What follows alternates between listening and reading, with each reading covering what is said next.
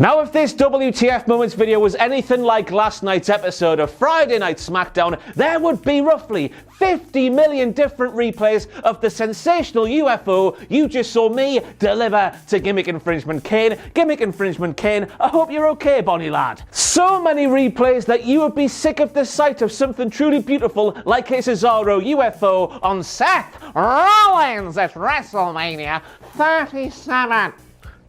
I've just snotted out my nose. WWE, we get it. The UFO, it's absolutely fantastic. Cesaro himself has noted that he saved the maneuver just to do at WrestleMania because he knows how special a maneuver it actually is. So if you replay it so many times during a throwaway episode of SmackDown, I say throwaway, it's a SmackDown after WrestleMania, but it didn't feel like that last night, did it? But as I say, if you replay that move so much, it just loses all of its specialness. We get it, man. Stop it, will you? But I need to read out this full job title to you, Executive Producer and Chief of Global Television Production, Kevin Dunn. I looked on Google and I found that he was paid $950,000.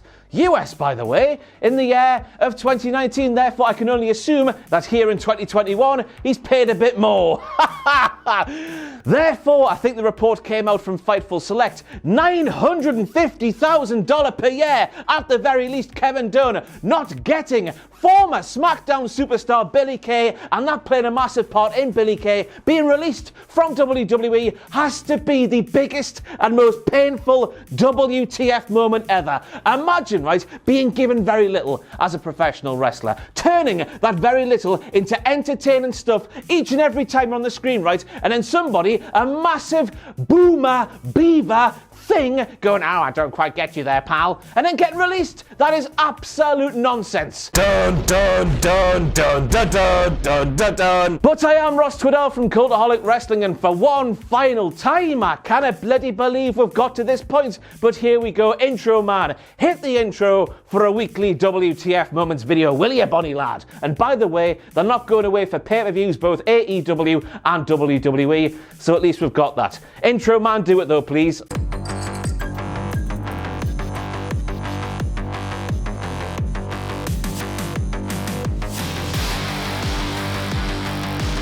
And they listed Pat McAfee as a former NXT superstar, and while that might seem obvious because he sat there on SmackDown with a commentator's headset on his tête, as the French might say, I still think it's a bit of a WTF moment. So here we are. And I'm making it a WTF moment because surely if you're as good at the professional wrestling as Pat McAfee has proved he actually is, surely you'll want to do it at least one more time. And if he does do the wrestling once again, seemingly based off what Michael Cole said right at the start of last night's SmackDown, that match will not be happening in NXT, it'll be on the main roster. Because when the WWE says something on the air, then go back on what they've said on the air. They never tell us lies, do they, wrestling fans? They always tell us the truth.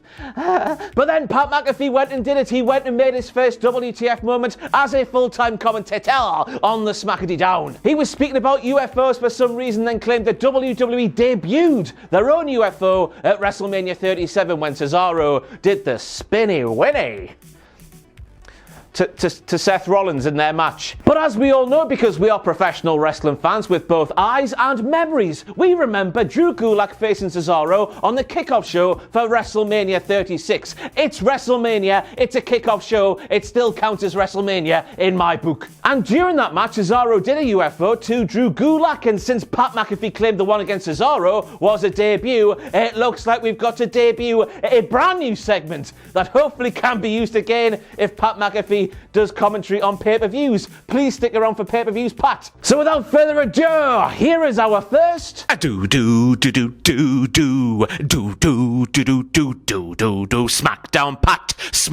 Pat. What was the line that you just spat? Hi, Kyla! Oh, it's too soon already, isn't it? I miss Billie Kay on SmackDown already. But whatever Kayla Braxton must be saying to Paul Heyman in that little scene right there, we couldn't hear what she was saying. There was music and Michael Cole playing on top of her. It's got to be a WTF moment though, because just look at Paul Heyman's face. What is she saying? And then I swear down to you, viewer, I swear I heard Paul Heyman called the well-spoken, coffee enthusiast, easy for me to say, Cesaro, a knuckle-dragging, slack-jawed, buck-toothed Swiss quiz Ling. And I tell you, I was confused, so I was. And I was just thinking to myself, surely Paul knows that Cesaro isn't, Surely, Paul, he knows it, doesn't he? Let's move on. And then gimmick infringement Kane appeared right into my lap when he heard Sami Zayn shouting, "Give me what I want." And even though there was no spittle being produced from the gobbleicious of Sami Zayn while he was shouting, "Give me what I want," a la Dave the Animal Batista on that episode of Monday Night Raw a couple of years ago. Bloody hell, it was a couple of years ago, wasn't it? Time's going way too quickly. Hey, who am I to take away a potential gimmick infringement from Gimmick Infringement Kane on the final ever SmackDown WTF Moments video? There you go, you little cherub. And it turns out that Babatunde's new name in WWE is Commander Aziz. And I don't know why this is a WTF moment, but I feel like if I didn't speak about this, you'd be sat there in the comments down below going, "Ross, you must have missed that bit, even though I saw it with my own eyes." Personally, I think this gimmick is straight from the late 80s and or early 1990s WWF. You take Babatunde stood there looking like that and put it all the way back in late 80s, early 90s New Generation WWF, and I think it's right at home. It's just a throwback gimmick that gives me a lovely warm sensation right in me heart. But then again, that might just be the cholesterol. But anyway, a throwback gimmick for Babatunde here in the year of 2021. That's a WTF moment, but a positive one for me. But then we learned that Babatunde's Nigerian nail, you know the move he did to Big E at WrestleMania 37, is exactly the same as Umanga. Yes, we're quoting William Regal here on WTF Moments from way back in the day. Humongous Samoan Spike. So with that in mind, come here, dear viewer, and let me give you a British bum poke. Maggle, maggle, maggle, maggle, maggle, maggle, maggle, maggle, maggle, maggle, maggle. Look, guys, it's the top dogs, guys. What is this man's problem? It's clear for all to see. Maggle Cole, they are not the top dogs, even though they are the SmackDown Tag Team Champions at the moment. They are the dirty dogs. We all know this, man. They are middle-aged, they go around shagging all of the housewives, and they do those things while wearing a Triple H jacket from the year 2001 Calm Down Gimmick Infringement Kane. They couldn't be a set of dirtier dogs if they tried, Maggle Cole. Just call them by the right name, will you? Dun dun dun dun dun dun dun dun dun. I see that image there from last night's SmackDown, and I tell you, Kevin Dunn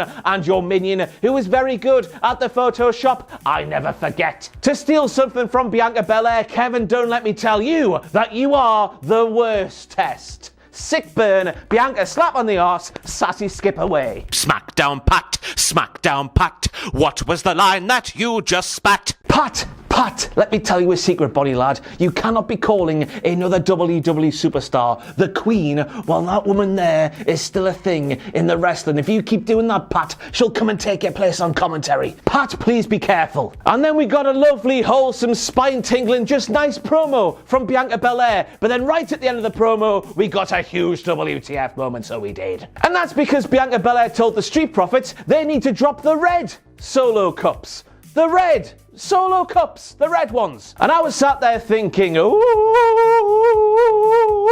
I'm blinded by the lights, was the theme for WrestleMania 36, not 37, but it would appear at the grandest stage of them all. Point at the lovely sign in the sky that Bianca Belair, she lost her eyes at WrestleMania at the weekend there. And then Maggle actually said it. He didn't say top dogs, guys. He said, look, it's the dirty dogs, guys, yeah! And if you own a dog right now, right, no matter how big they are, you put them under your arm and you head for the hills. The end is nigh, the end is nigh, time to run away, the end is nigh, nigh. But we've got to make Dolph Ziggler's hair a WTF moment. Not because it looks bad or anything. I couldn't care less. Who am I to talk about anybody's haircut at the moment? But don't worry, dear viewer, I'm booked in for me hair chop next Sunday. I cannot wait.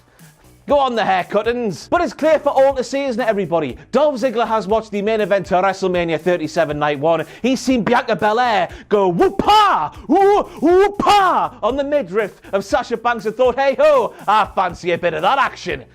But it doesn't look quite as good, does it, Dolph? SmackDown Pat, SmackDown Pat, what was the line that you just spat? And then Pat just stands up for no reason whatsoever. He stood there doing commentary on Friday Night SmackDown, just stood up for no reason whatsoever. He's just standing there like the old man who lives down the road, who opens the door in the morning to take a breath of fresh air while waiting for the milkman and or the morning paper. Pat just stood up I don't know why that's so great, but it is. Just keep being you, Pat. Dun dun dun dun dun dun dun dun dun. Now, for some reason, in one of the endless replays of the Cesaro UFO, which is a beautiful maneuver, we get it, WWE, we get it. They edited together the sight of Cesaro doing the UFO with the crowd noise from a Cesaro big swingalicious. Do they not know people watch WrestleMania? Do they not know that people can go back to the WWE Network, watch that Cesaro versus Seth Rollins matchup from WrestleMania 37 and hear something different to the thing they presented on last night's SmackDown? We can do those things. We did those things. We can do... You know what I mean. It just makes you wonder, why do they see the need to do these completely pointless things? And why do I feel the need to stand here and tell you about them? So many questions, eh? So many questions. Hi, Kyla! Billy Kay, I do miss you from SmackDown, but Billy Kay stood there on last night's SmackDown and she said, I forgot what she said, please welcome the first-time WrestleMania winner! Cesaro she was speaking about though. And that's a WTF moment, of course, because let's forget about the kickoff victories at WrestleMania 31 and WrestleMania 36. But bigger, the biggest WTF moment right here, let's forget about the win at WrestleMania 30, because that didn't happen clearly. But then we've got to end these WTF moments with the realization that, hey look, Seth Rollins, he's stolen Riddle's smoking jacket. Smoke weed every day. I'm off my tits. And so that's it. That is all the WTF moments from last night's episode of SmackDown. I thought it was a good episode. But also with that, that is it for the Raw and for the Dynamite and for the SmackDown WTF moments on the Cultaholic Wrestling YouTube channel. And I am choking up right now, I tell thee. Needless to say, since you are watching this video right now, you are the people I need to say thank you to, because you are the people who are stuck with the weekly series right until the bitter end, unfortunately. As I've explained so many times right now, but I might as well say it once more, for the people right at the back, not enough people watch these videos anymore to make them financially viable enough. And you know, with a global pandemic in that, we need to do more stuff that make money so we can keep doing this job, because we quite like this job. So it's with a heavy heart I must say thank you, but I also must say goodbye to the weekly WTF Moments videos. I gave it me all, and that's all I could do. So thank you for watching. Thank you to Dick Tubbs as well, who has the patience of a saint and the talent of a wizard for getting these videos out in a timely manner, but also with the highest of quality. Just look at the Pat thing for an example of that. He rustled it up in half an hour. I say, Richard, I've got a great idea. Here we go. He does it in half an hour. Dick Tubbs, a fantastic man. I'm rambling now, and that's because I'm welling up a little bit, because this has been my life for 5 long years, standing here speaking to you about weekly wrestling shows that will no longer happen. And that's a shame. Thank you once again. I've said that already, haven't I? Millions.